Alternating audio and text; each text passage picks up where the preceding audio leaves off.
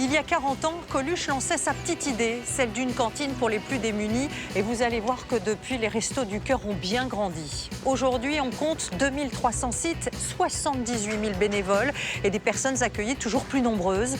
L'an dernier, 161 millions de repas ont été distribués. Mais il y a une chose qui n'a jamais changé, c'est la motivation de tous ceux qui font battre le cœur des restos. Retraités, actifs ou étudiants, bénévoles ou simples soutiens, nous allons vous montrer comment ils sont tous mobilisés. Vous allez notamment rencontrer Miyako. À 19 ans, cette jeune étudiante parisienne incarne la nouvelle génération de bénévoles. Un vendredi par mois, elle part en maraude dans les rues de la capitale pour aider les sans-abri. Bonsoir, on est les Restos du Cœur. T'imagines pas ce qu'un beau jour peut provoquer chez une personne. Elle te montre que t'es pas un objet par terre. Ça peut être compliqué, mais ça va. En plus, on est une équipe, on est bien encadré. En Normandie, nous retrouverons aussi Maxime. Lui n'est pas bénévole, mais il est responsable d'une grande fromagerie. Et régulièrement, il fait don au Resto du Cœur d'une des spécialités gastronomiques de la région. Aujourd'hui, pour la toute première fois, c'est lui qui les distribuera aux personnes accueillies. Je m'attendais à recevoir quand même quelque chose de fort, mais non, là, c'est entre les bénévoles et les bénéficiaires, ouais, c'était forte sensation. Nous irons aussi dans le sud, à Ouveillan, où Jean-Paul nous montrera qu'il y a bien des façons de se mobiliser pour les Restos du Cœur. Lui non plus n'est pas bénévole, mais il est à l'origine d'une idée, vous allez le voir, plutôt étonnante. Un événement créé il y a plus de 30 ans avec un certain Jean-Jacques Goldman.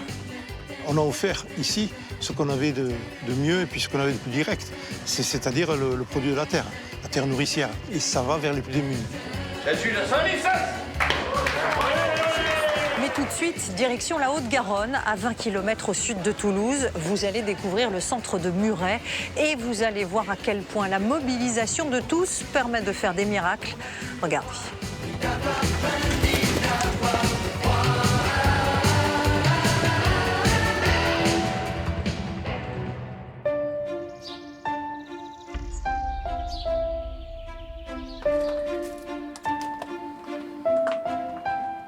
Je m'appelle Didier et j'ai 72 ans. Je suis responsable d'un des 3 plus gros centres de la région toulousaine.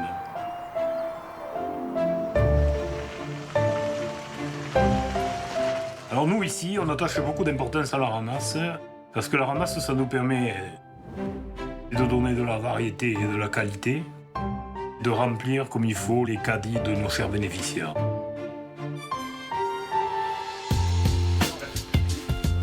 Didier fait partie des 78 000 bénévoles des restos. Bonjour Marie. Bonjour. Son combat, permettre aux plus démunis de manger à leur faim. Salut Alain. 8h30. Cet agriculteur à la retraite retrouve le centre des Restos du Cœur de la ville de Muret. Des locaux situés dans la banlieue toulousaine. Et même s'il s'est levé de bonne heure, Didier n'est pas le premier. Voilà, là on a vu tout le monde. Allez hop. Dans quelques heures, le centre accueillera plus de 100 familles, toutes inscrites au Resto du Cœur. Alors la douzaine de bénévoles est déjà en pleine préparation. Le matin on commence à 8h et puis voilà, on a du monde. Et plus ça va, plus il nous faut du monde. On a tous le même moteur à nous, c'est de rendre service aux autres. Et il y a de quoi aujourd'hui faire. Chaque semaine, le centre organise 2 demi-journées de distribution alimentaire. Allez, c'est parti. Soit plus de 5000 équivalents repas.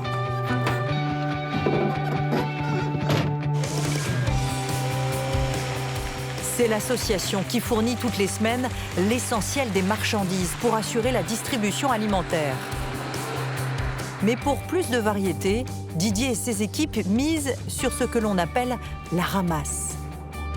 On va essayer de récupérer tous les produits à DLC courtes et quelques légumes et quelques fruits. Voilà, ce qui va améliorer notre distribution. C'est un moment très important pour nous parce que ça nous permet d'abord d'apporter des produits variés et des produits de qualité. Et c'est indispensable pour faire une distribution agréable pour nos bénéficiaires. Il faut qu'on fasse des ramasses. Au programme de leur matinée, 7 supermarchés éparpillés aux 4 coins de la banlieue sud de Toulouse. Premier arrêt, dans l'un des plus gros magasins de la région. Didier et Alex, un autre bénévole, ne passent pas par l'entrée principale. Là, tu te mets le long des palettes. Là. Mets-toi le long des palettes. Je t'arrête là, c'est bon. Direction le quai de livraison pour récupérer plus facilement les produits. Bonjour. Bonjour, messieurs, dames. Bonne journée à vous. Merci à vous. Merci beaucoup. Au revoir. Ces invendus sont toujours consommables. Eh bien, il y en a du frais, là. Hein. Crevettes, salades ou encore charcuterie n'auraient pas trouvé preneur.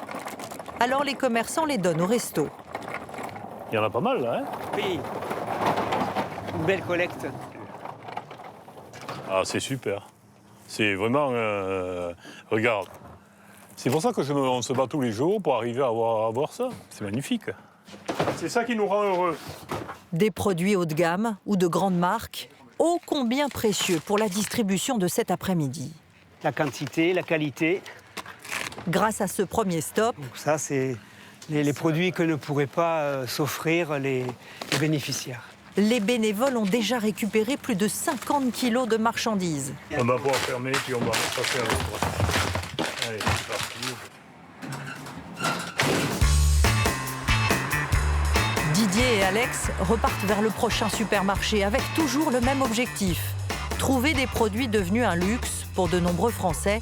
C'est le cas des protéines, comme la viande ou le poisson. Aujourd'hui, j'ai vu qu'il y avait du poulet rôti, il y avait des filets de poulet, il y avait des filets de dinde. On ne peut pas prévoir ce qu'on va avoir. Donc là, c'est la surprise et ça nous réserve quelquefois des très bonnes surprises. Nous, le besoin prioritaire, c'est les protéiniques. C'est la première des choses qu'on a besoin. Et puis après, on a besoin aussi des compléments alimentaires, tels que le pain, l'huile, toute la farine. Et tout ça, c'est aussi important. Et en troisième position, les fruits et les légumes. Mais les protéiniques, c'est ce qu'on a vraiment le plus besoin, quoi. Et parfois,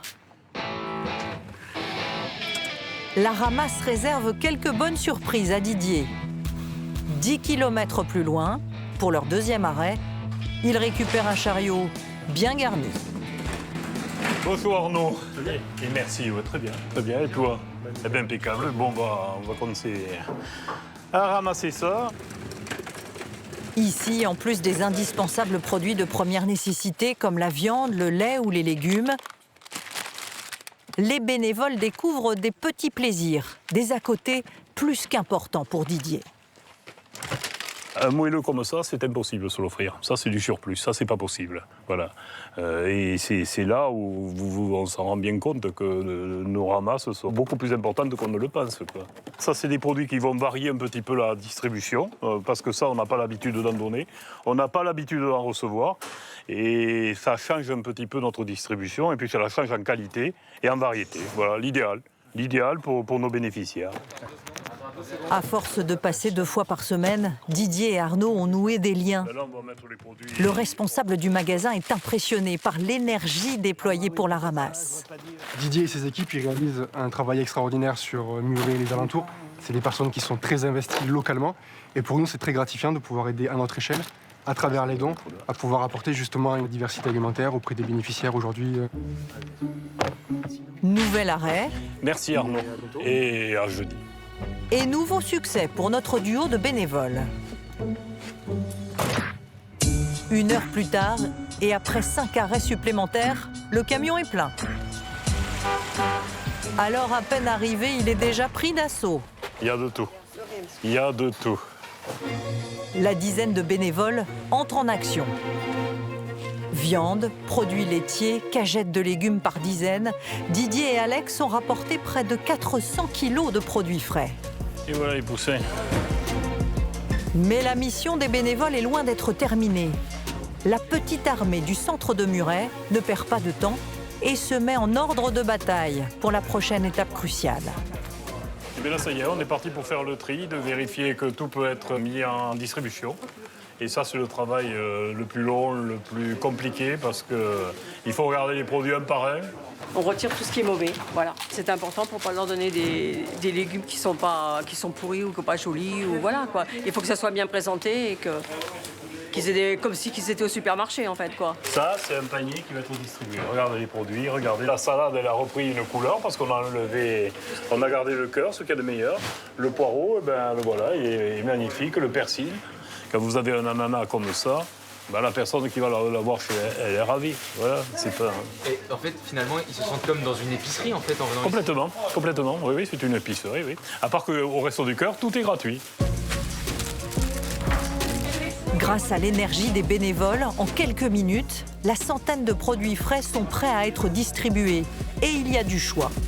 Plus un frigo est rempli, mieux il marche. En une matinée, le centre s'est métamorphosé. Il reste 1 heure avant l'arrivée des personnes accueillies. Parmi elles, Geneviève. Bonjour, bonjour. Venir au resto demander de l'aide Bonjour, bonjour les filles.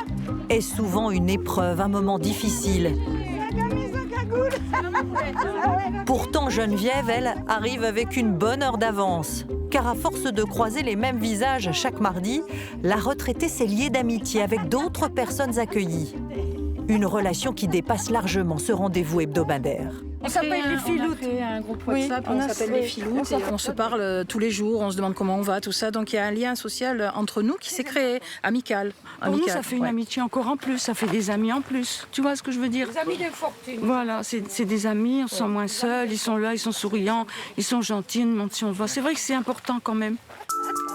Si ces femmes s'entendent si bien, c'est qu'elles sont toutes dans une situation difficile. Entre elles, pas de jugement. Elles ont décidé de se soutenir avant chaque distribution. Grâce à ça, on peut se sortir un petit peu la tête de l'eau. Parce qu'on ne fait pas de folie. Je ne vais pas vous dire avec quoi on vit, mais ça peut faire pleurer beaucoup de monde, quoi. Mais là, j'ai fait un groupe d'amis qui sont sur place et ça me va bien. Et que je les aime. Oui, je les aime fort. Ça devient un plaisir de venir le mardi. Oui. Même si des fois on est crevé ou qu'on n'a pas envie. Mais franchement, c'est important. Voilà, et ça sort du cœur et avec l'accent en plus. C'est cadeau. Grâce à ce petit rituel, les 5 retraités peuvent franchir la porte du centre avec moins de gêne. C'est parti.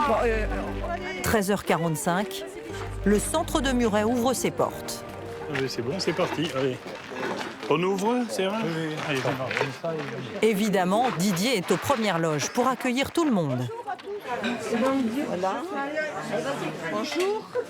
Merci, merci, merci. Merci, merci. Au revoir. Maintenant, on va prendre un bon petit café. Merci, c'est gentil. Pour le co-responsable du centre, impossible de rater ce moment. Il connaît chaque personne accueillie. C'est toujours avec la pipe. La pipe. Martine! Avant la distribution, il vient toujours les saluer et prendre de leurs nouvelles. Ça va? Ça va bien. Finalement, on crée des liens comme ça, des liens affectueux, des liens amitiés, des liens... Moi, je trouve que c'est ça notre salaire. Le salaire d'un bénévole, c'est ça. C'est le sourire. On est payé par ça. Voilà. Et nous, on est riches, tu sais. Oui, très. On est riches parce qu'on a beaucoup de sourires. Mais il y a certains sourires qu'il voit depuis trop longtemps. C'est parti, mon kiki. Bonjour, mesdames. À 83 ans, Geneviève vient au Resto du Cœur depuis qu'elle touche la retraite. Cela fait déjà 20 ans. Elle a même connu l'ouverture de ce centre il y a 15 ans. Bonjour, bonjour, monsieur. Vous allez bien? Oui, très. Car à la fin de sa vie active, Allez, venez. Geneviève est tombée de haut. Alors qu'elle avait travaillé pendant 15 ans dans le salon de coiffure de son ex-mari, elle se rend compte qu'il ne l'a jamais déclaré. Et elle se retrouve avec une toute petite retraite. Moi, j'ai 900 € de retraite. Et là, j'ai encore un petit peu ma voiture, que je peux me servir un petit peu. Donc, il faut que... Bon, j'ai peut-être pu la garder longtemps, je vais pas pouvoir. Mais il y a ça à sortir aussi. Et puis tout le reste, quoi. Mais de toute façon, c'est impossible de vivre ici sans voiture. Sans voiture, ça serait compliqué. Moi, je pourrais pas. Même à l'autobus, ça serait dur pour moi. C'est trop lourd, je peux pas le porter. Je pourrais pas. C'est pas possible. Je suis obligée d'avoir une voiture quand même. Et donc, à la fin du mois, il vous reste combien? Déjà. Il n'y a plus rien. Une personne? Merci, Marie. Venez, madame. Une fois ses charges payées, le 10 du mois, il reste à peine plus de 100 € à la retraitée. Merci. Serge est là pour la suivre durant la totalité de son passage. C'est ce qu'on appelle la distribution accompagnée.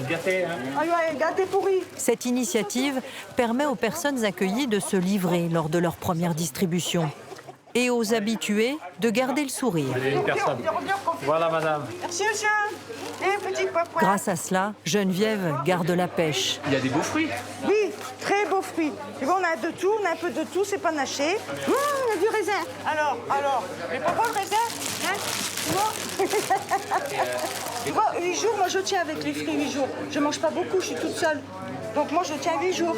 Et si les bananes elles sont pas bonnes, tu les écrases dans un yaourt. Ça te fait un repas en plus. Tout ça, moi j'achète pas, j'achète aucun fruit, jamais. J'achète jamais de fruits ni de légumes. Jamais, j'ai tout ici. Et vous feriez comment sans les Restos du Cœur? Oh, je peux pas y penser. Ben non, ça serait triste. Hein. Ben oui, quand tu as une toute petite retraite, que tu es tout seul, comment veux-tu faire? Avec tout ce qui a payé ton loyer et tout, il reste rien du tout. Rien. On voit l'utilité qu'on a. Hein. Ah oui, hein. Toute la matinée à faire la ramasse, le tri. C'est beaucoup de travail, mais pour eux, on le fait. Hein. On ne peut pas les laisser comme ça. Il y en a encore les frigos vides. Hein. Aujourd'hui, grâce au resto et malgré son quotidien difficile, Geneviève reste positive. Bonjour.